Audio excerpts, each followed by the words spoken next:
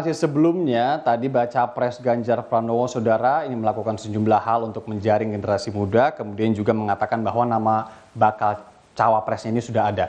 Apakah kemudian nama bakal cawapresnya ini salah satunya adalah Erick Thohir, atau justru Prabowo Subianto yang akan mengajak Erick Thohir menjadi bacawapresnya? Nah, ngomongin soal Erick Thohir, dalam berbagai hasil lembaga survei, terkait poll tracking, salah satunya ini secara spesifik mengatakan bahwa elektabilitas Erick Thohir dikatakan menjadi pilihan utama generasi Z atau Gen Z dan juga millennials yang baru punya hak pilih tahun 2024 mendatang. Benar nggak ya kayak gitu? Kami akan perbincangan langsung hal ini bersama pelopor gerakan Pesta Kita, ada Dino Ardiansyah, serta Presiden Gen Z, Rian Fahardi. Sebenarnya duanya ini juga pelopor di gerakan Pesta Kita begitu ya. Nah, Dino, Rian, selamat sore.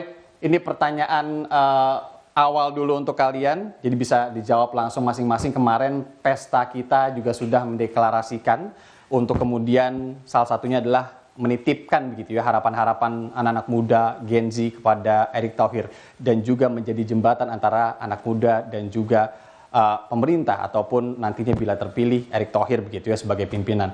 Jembatan seperti apa sebenarnya yang kalian maksud dan apa yang kalian lihat dari sosok Erick Thohir ini yang kemudian bisa kalian titipkan harapan-harapan pemuda saat ini? Oke, ya, terima kasih. Mungkin dari Rian dulu boleh? Rian dulu silakan. Oke, yang pertama di sini saya sebagai anak muda atau orang muda Gen Z ingin mengabarkan bahwa anak muda hari ini menentukan sikap. Sikap dalam artian kita jangan sampai hobi cari aman, hobi bermain netral-netralan, tapi harus menunjukkan sikap yang tegas bahwa ketika ada sosok atau ketika ada orang yang memang pantas dan mendengar suara anak muda hari ini, itu layak untuk bagaimana kita perjuangkan. Apa yang ingin saya suarakan adalah bagaimana kita hari ini sebagai orang muda itu benar-benar bisa merayakan pilihan perbedaan. Daripada kita sebagai anak muda bermain sembunyi tangan, sibuk dengan hari ini dengan kepentingan diri kita sendiri aja, di sini dengan diadakannya Pesta Kita, kemudian bagaimana hari ini kita dorong orang-orang yang benar-benar mampu membawa atau isu-isu anak muda hari ini itu mesti patut diperjuangkan. Karena saya melihat ada beberapa basis pemberdayaan politik kaum muda sebenarnya. Yang paling pertama bagaimana hari ini kita harus mendorong harapan untuk bagaimana kita bisa percaya tentang politik terutama dengan mendorong figur-figur yang inspiratif, orang-orang yang membawa sesuatu yang kami sebut sebagai harapan itu untuk bagaimana cita-cita dari anak muda itu bisa sampai. Jadi seperti itu sih. Oke, kalau dari Dino apa yang dilihat dari sosok ET begitu ya, yang kemudian sampai repot-repot nih teman-teman Gen Z buat acara Pesta Kita kemarin dan menitipkan harapan kepada ET. Apa sebenarnya yang dilihat dari sosok ET? Menurut Anda, Dino? Iya, jadi memang anak muda itu kan sebenarnya butuh jembatan.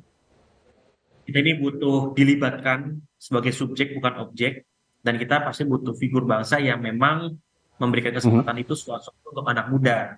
Maka daripada itu, Pesta Kita kemarin kita memulai langkah awal kita. Ini bukan ngomong saya, kamu, kami, tapi ini kita dengan core values yang kita sampaikan. Erick, empowering the youth, respect for all, innovative and fun approach, clear and trustworthy, dan kindness and community centric. Artinya core values inilah yang akhirnya akan membawa semangat kita, ya kan, nggak hanya untuk ngomongin isu di nasional, tapi begitu pun di daerah. Jadi mendaerahkan isu nasional dan menasionalkan isu daerah. Itu harapannya. Ini jadi wadah menjembatani antara anak muda dengan figur yang tepat. Khususnya Pak Erick Thohir tadi. Seperti itu. Sip. Oke, tertangkap. Nanti kita akan bahas lagi lebih dalam. Dino dan juga Rian, jangan kemana-mana. Saudara tetap di Rumah Pemilu Kompas TV. Saudara, kembali di Rumah Pemilu, hanya di Kompas TV Independen Terpercaya. Saya masih ngobrol-ngobrol sama perwakilan dari generasi Z yang kemudian kemarin juga inisiator keduanya dari gerakan Pesta Kita. Ada Dino Ardiansyah, kemudian juga Rian Fahardi. Din, kalau yang Dino lihat, ini bagaimana sih menjelaskan sosok Erick Thohir yang kalian klaim begitu ya dekat dengan generasi muda? Apakah dari sosmednya selama ini, apakah dari cara interaksinya atau dari program kerjanya? Dino. Ya, tentu kalau kita lihat figur Pak Erick ya, itu banyak sekali ya. Pertama kita tahu beliau punya mental dan nyali yang sangat luar biasa. Ini figur yang sangat jujur, ya kan, bersih, bahkan berani memberantas korupsi ya. Seperti kita tahu di BUMN kayak Jiwasraya, kayak di Asabri, bahkan baru-baru ini dana pensiun di BUMN, ini bukan hanya dijadikan atensi, tapi memang diselesaikan sampai ke akar-akarnya. Artinya Pak Erick memang figur yang sangat jujur dan berani memberantas tadi, karena punya nyali tadi. Lalu kedua, beliau sangat trust anak muda. Hari ini pesta kita kemarin sudah memulai pestanya, karena pertemuan dengan Pak Erick dan kita sampaikan, anak-anak muda punya jumlah demografi yang sangat besar, punya isu-isu yang sangat penting, dan suara yang sangat berarti.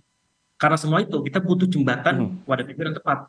Dan Pak Erick tanpa bertanya siapa namamu, siapa orang tuamu, berapa usiamu, beliau percaya, trust. Belum lagi kalau kita ngomong di BUMN, 10% lebih itu anak muda yang mengisi ruang-ruang pimpinan direksi dari BUMN. Artinya memang membuat ekosistem itu. Dan terakhir, beliau konkret gitu, tidak hanya bisa berwacana, tapi bisa bekerja, bahkan bisa berprestasi. Dividen terbesar di BUMN, ya tadi, 80 triliun. Konkretnya itu ya.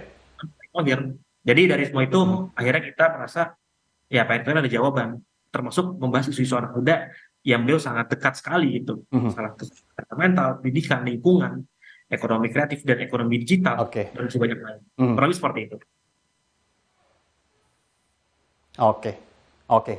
Rian, terakhir, singkat saja mungkin bisa disebutkan kepada kami dan juga pemirsa Kompas TV kemarin ketika pesta kita, apa keluhan-keluhan politik yang disampaikan anak-anak muda kepada kemudian calon pemimpin nantinya, mungkin ET salah satunya, kemudian juga apa harapan terbesar anak-anak muda yang kalian kemarin sempat tampung begitu? Oke, setidaknya saya menganalisis dua hal. Yang pertama, hari ini kesenjangan atau political communication gap antara pemilih muda atau orang muda itu luar biasa besar. Artinya kita ingin mencari sosok yang benar-benar mengawal isu-isu anak muda. Saya tahu yang berhak memperjuangkan nasib kita ya orang-orang muda. Tapi beberapa kali kita kebentok dengan gap-gap itu. Gap-gap ini saya rasa bagaimana kita meruntuhkannya dengan memunculkan figur-figur yang memang mendengarkan, yang memang peduli dengan isu-isu anak muda. Dan saya rasa lewat pesta kita kemarin, itu bukan hanya ada pola komunikasi linear aja, tapi resiprokal. Ini yang hari ini kita butuhkan, pendekatan dengan basis komunitas, yang dimana ketika ada calon pemimpin yang pendekatan dengan basis komunitas. Memilih itu. Ya. Terima kasih banyak Rian Fahardi, kemudian juga Dino Ardiansyah, perwakilan generasi Z yang kemarin juga sudah secara konkret menginisiasi acara pesta kita dan juga kemudian secara konkret bersuara. Tentu kami harapkan generasi-generasi muda ini terus bersuara dan menitipkan harapan mereka kepada calon pemimpin sosok yang mereka pilih. Terima kasih sekali lagi teman-teman, sampai jumpa di lain kesempatan.